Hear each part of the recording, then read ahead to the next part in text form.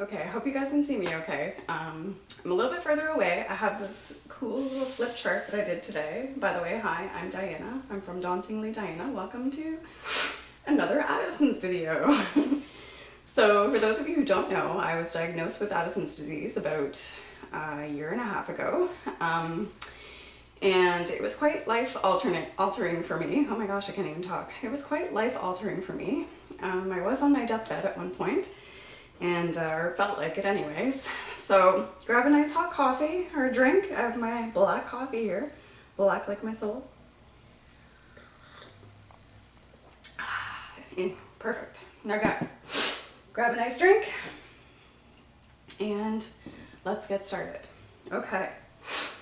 So I wanted you guys to know a little bit more about Addison's disease and what it's all about. It's something that I never heard of before I was diagnosed. Actually, I had done some research on my symptoms and found that it looked like I had Addison's disease. And if you watch my Addison's video from before, my Addison story, then you can check that out, and I explain the whole situation of how I found out that I have Addison's disease. So I made this really cool flip chart because I had this sitting in my closet forever and I just wanted to do something with it. So I figured I'd make this nice flip chart with some nice graphics on it. These are my kidneys that I made. Aren't they beautiful? Gorgeous. And then this is the adrenal glands that sit on top of the kidneys here. And inside here, you probably can't see very well. I will try to do some zoom ins on the chart. It shows the different things that are made inside of the adrenal glands. Cortisol is a big one, so that's the one, the hormone that helps you to deal with stress, and stress in your body, stress in your life, stress in general. And it's also the nasty little thing that if you have too much of will make a nice little tire around your belly. Aldosterone is the other thing that comes out of these adrenal glands. And that helps out with several different things around the body. So we're going to learn all kinds about what happens if these are affected by Addison's disease. There's something about these adrenal glands that the body wants to attack. It senses it as a foreign body, and so it tries to attack them. Most bodies are pretty good at handling that, but some with Addison's disease cannot. And so the body attacks these adrenal glands to the point where they're not making any more cortisol or aldosterone that's coming out, and then it messes with your entire body, which we'll find out more about soon. I do want to say, big red alert here, I am not a medical professional. I am just a person with Addison's disease, and I want to share with you guys what happens and what I've learned about over the years by doing some research online. I guess not research, but reading online. And yeah, I'm just going to show you what I found out so far. So if you have any questions, I can try to answer them for you, but I really would prefer, if you think that you have something like this, to talk to your doctor and see about getting tested for it. Now, Addison's disease was named after Thomas Addison, who's a British physician who was the first one to describe this disease, I guess. And it's a rare disease. That's why most of us have never heard of it. So there's 1 to 6 in every 100,000 persons affected by Addison's disease. So that's very few. And yeah, I'm one of those. Yay! I always wanted to be in an exclusive group. Well, here I am. All right, so that's our first one. I really hope you guys enjoyed my diagram of our kidneys and our adrenal glands, or the hats of the kidneys, which I like to call them. All right, so on to the next one, and I'm just gonna rip this page off because I'm not gonna use it again after we're done this video. So, that was really satisfying. Okay, let's talk about the symptoms of Addison's disease.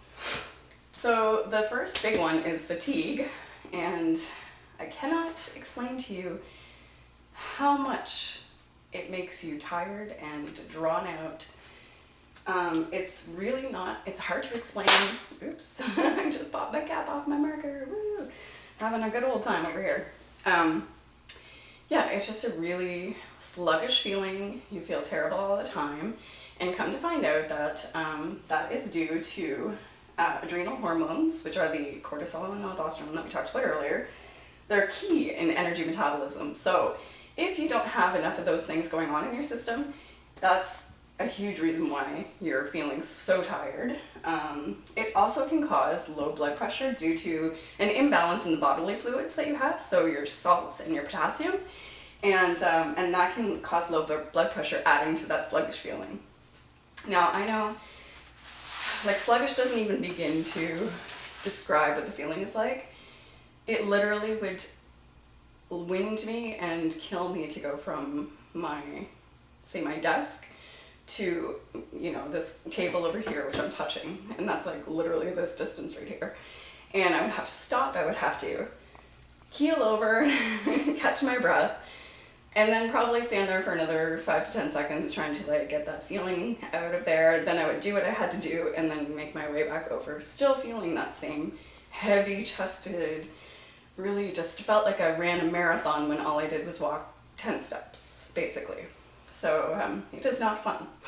Definitely feels, after a while you start to feel like your whole energy, your whole like life force is just going away from you. You're like, I can't do anymore.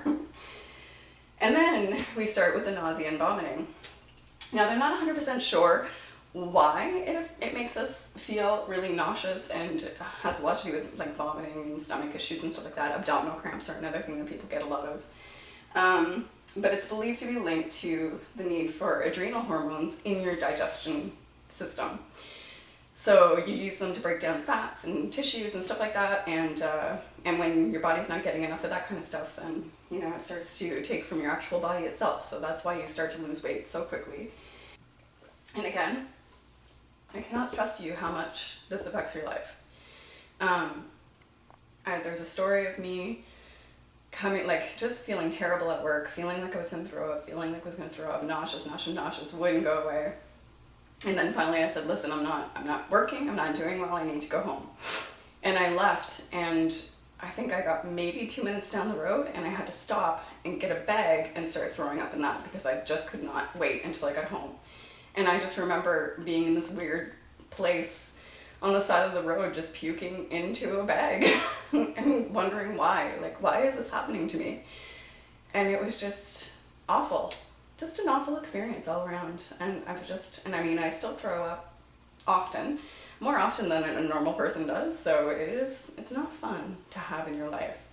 Especially if you're a person that doesn't like to throw up. Not many people do, but there's some people that have a real fear about throwing up. So it becomes an everyday occurrence in your life, sometimes several times a day.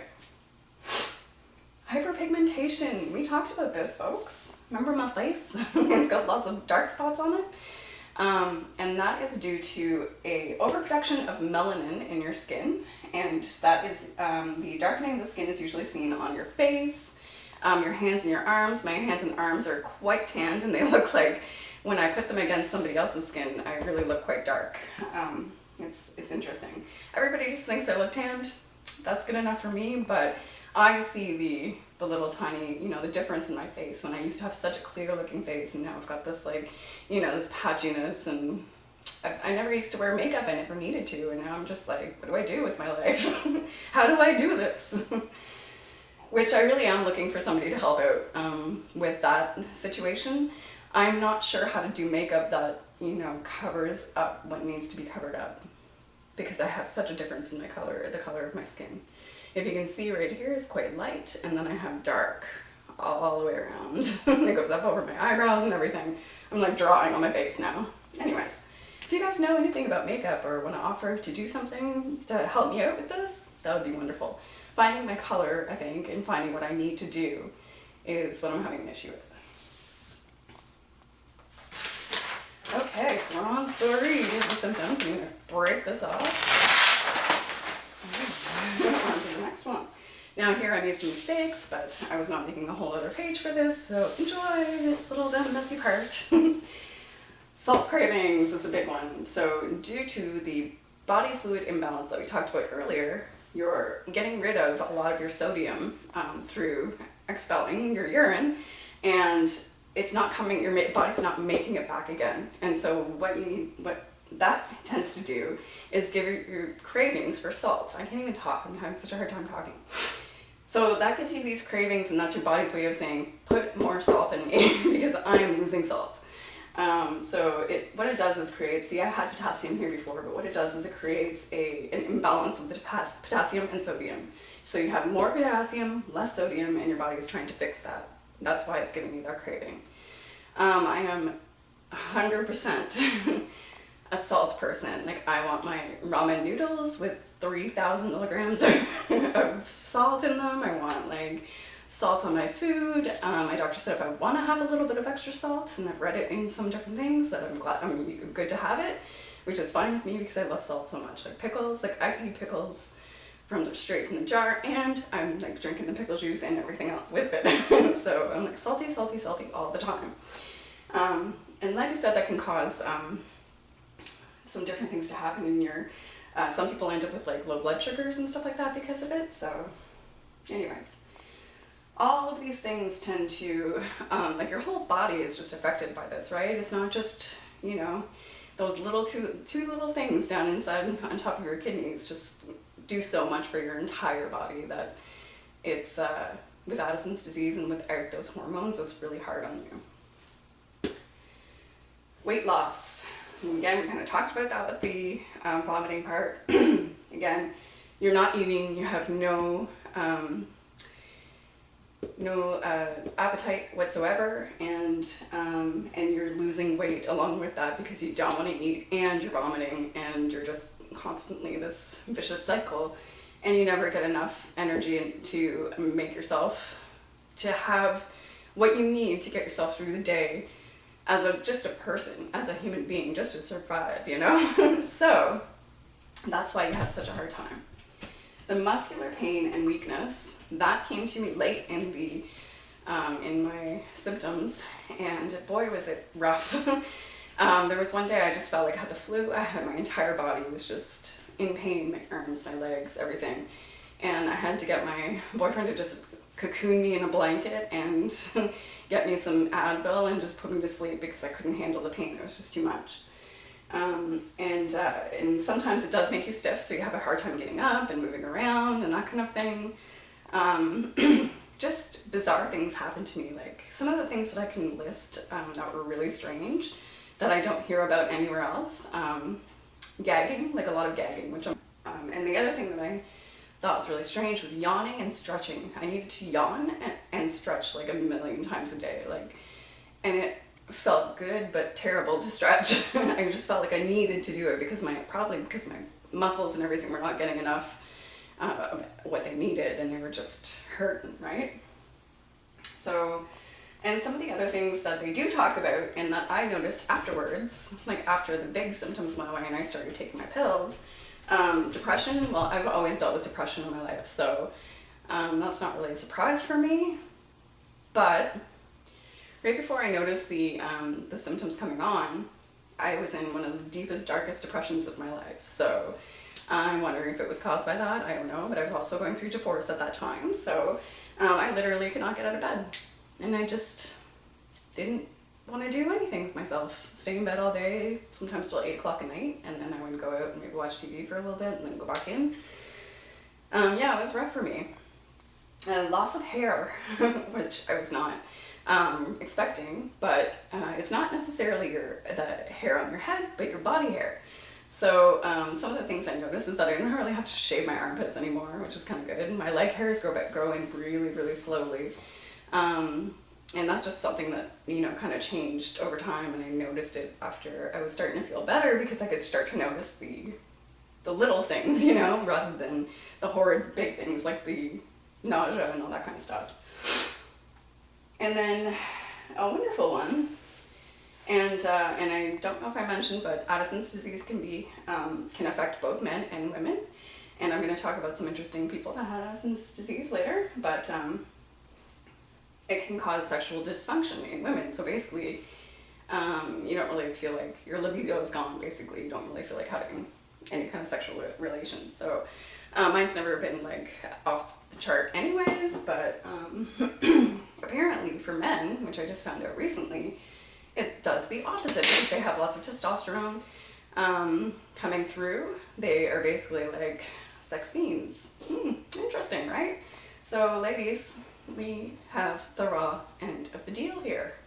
Just saying.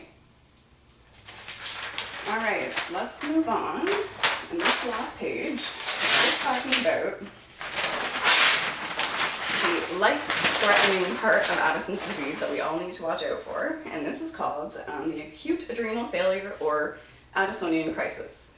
You should always carry your medication on you just in case, because you never know if this is going to happen. The symptoms come on very, very suddenly, and it can be life-threatening, like you immediately go into shock basically, and you need to get the person into the hospital right away. Some people will carry an EpiPen with cortisol in it, and that's just a quick and easy way to get that cortisol into them, because otherwise they start getting severe weakness, confusion, pain in the lower back and legs, severe abdominal pain, and like vomiting, nausea, diarrhea, stuff like that. Reduced consciousness or delirium, so the person's basically just not with it, and then they end up unconscious. You got to get them to the hospital right away. This is a good time for people to have a medical alert bracelet so that people know that I have Addison's disease and you need to get me some cortisol right away. It's also good if you get hurt in some way and they need to do a surgery for you. They need to know to put extra cortisol in your body, because otherwise you're going to die, because your body is going to deal with all that stress and you're not going to be able to handle it because you don't have the cortisol to deal with it. So basically, this is the stuff that scares me.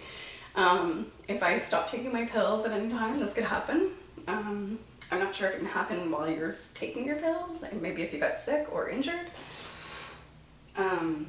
But yeah, you need to bump up your medications if you do get sick, or if you do get injured in some way. Say if I cut myself, or like really sprained a leg or a foot or something like that, I probably would have to bump up my meds for the next couple of, like maybe 3 or 4 days until I started feeling better, and then you drop it back down again.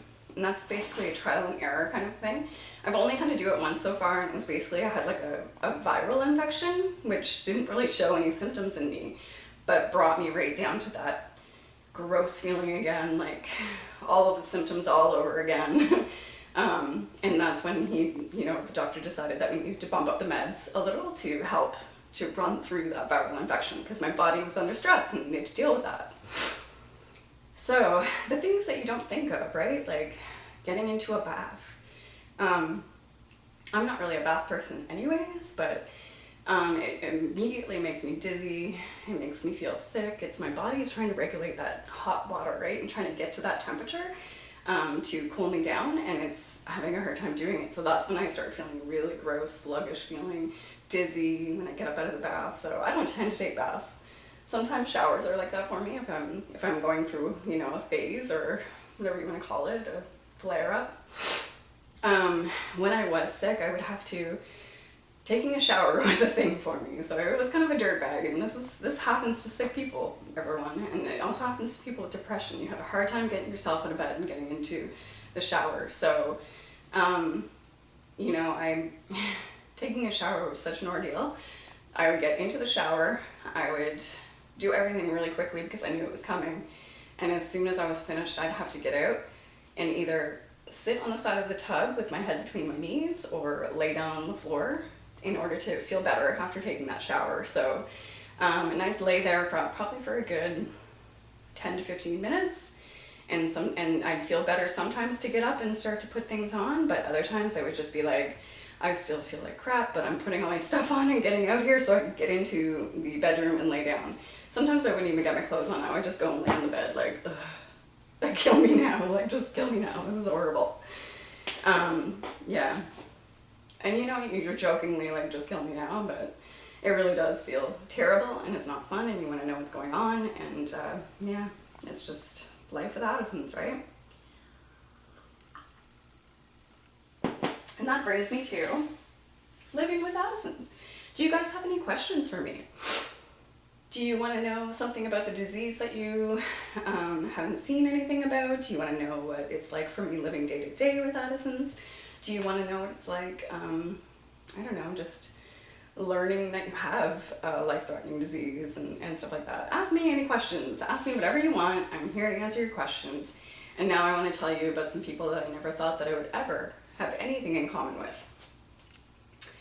JFK, John F. Kennedy Jr., is a famous person that had Addison's disease. And this is where I learned about the opposite side effect for men. JFK was quite the womanizer, and he needed to get a little, I learned this from Sydney Black, the makeup and history lady. If you don't watch her, you should check her out. She's really good. I love listening to her stories. She's got a cute little sense of humor, and she's just adorable. I love her. So go check her out. But she mentioned that JFK needed to get a little strange every day. And so he always was on the lookout for the ladies and constantly in the mood, because testosterone override and all this, or overdrive and all this with the Addison's disease caused him to be like that. Us ladies, we just don't want to, okay? We're not in the mood. And then a person who I never thought in my entire life I'd have anything in common with, Osama Bin Laden, people. We both have Addison's disease. Had Addison's disease for him. Now this, I don't know if it's verified that he actually has it, but they believe that he had it. I know that JFK was quite sick all through his childhood, and that's when he was diagnosed. For me, it came later on in life. So, and Osama Bin Laden, I don't really know much about. I just know that he is believed to have had Addison's disease. But okay, anyways, I'll have something in common with the Kennedys. That's fine. Although JFK was not the nicest of people. He was, did some interesting, I don't want to say he wasn't the nicest of people. He wasn't the most, what's the word? He wasn't of the utmost morality, I guess I should say. You know, with all the cheating and the Marilyn Monroe incident, we don't know. But yeah, so I hope you guys learned some stuff. I hope you guys have some questions for me. I want to know what you guys are wondering about. Did you learn something today? Do you have any questions? Let me know. Oh, and by the way, I did talk to my doctor about getting a medical alert bracelet, but I think what I'm going to do is a tattoo. I'm going to get a tattoo that says, like, I have Addison's disease, please check for whatever. Or just say Addison's disease on my arm, something like that. That way I don't have to remember to wear a bracelet, and they'll be able to look and say, oh geez, yeah, we better do this. Yeah. Make sure everybody, if you have Addison's disease, make sure everybody in your life knows about it. Make sure they know to tell the doctors or anybody if you're sick or you're hurt or you're injured or anything that you have Addison's disease, and they need to take that into account. Very important, okay? And yeah, so coming up soon, guys, I have another AliExpress and a little bit of a dollar store haul, so that should be fun. I have my big pile of AliExpress stuff up there, and I'm getting excited to get started on that with you guys, because it also means more things for me. I have a lot of stuff for my store, stuff for making crafts, like different kinds of crafts and things, and I'm just excited to share it with you guys. Well, I hope you guys are having an amazing time, an amazing summer, you know, with a little bit of not so great weather that we've been getting, but get out there and enjoy it anyways. Like, subscribe, do all those things that you gotta do, you know, and yeah, just get at me. Yeah, some questions. I want to talk to you guys. Alright, I hope you guys enjoyed my cool little flip chart, and I hope you have a wonderful time. Bye bye, I love you.